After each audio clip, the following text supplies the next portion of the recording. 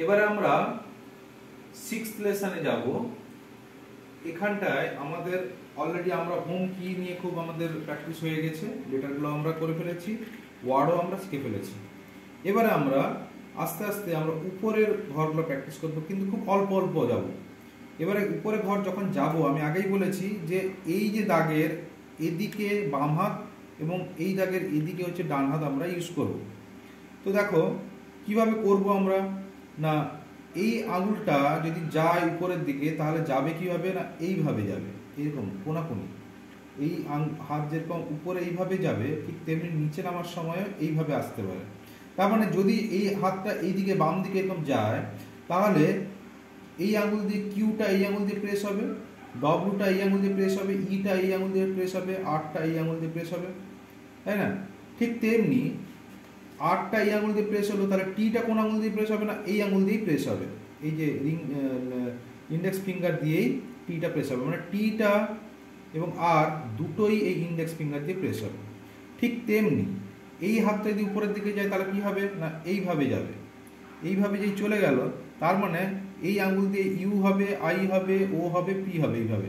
আর এই index finger দিয়ে you হবে, ওয়াই হবে, দুটোই হবে।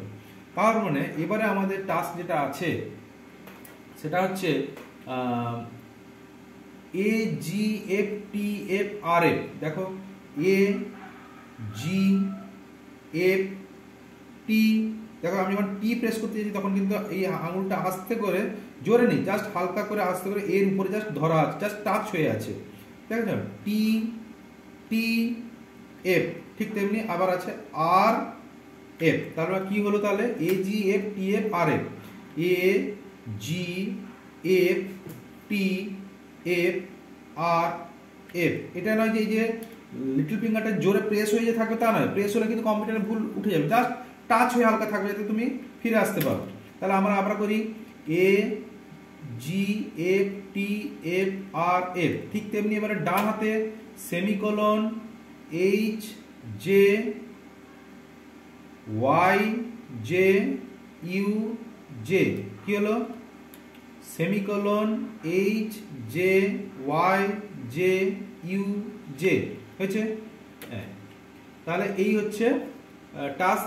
এইটাকে খুব আস্তে আস্তে করে নিখুঁত করে তারপরে মনে রাখতে হবে যে আমার টিটা কোন জায়গায় আছে, আরটা কোন জায়গায় আছে, একদম কিবোর্ডের দিকে না তাকিয়ে কোথায় আছে সেই স্মৃতিতে পুরো নিয়ে নিতে হবে।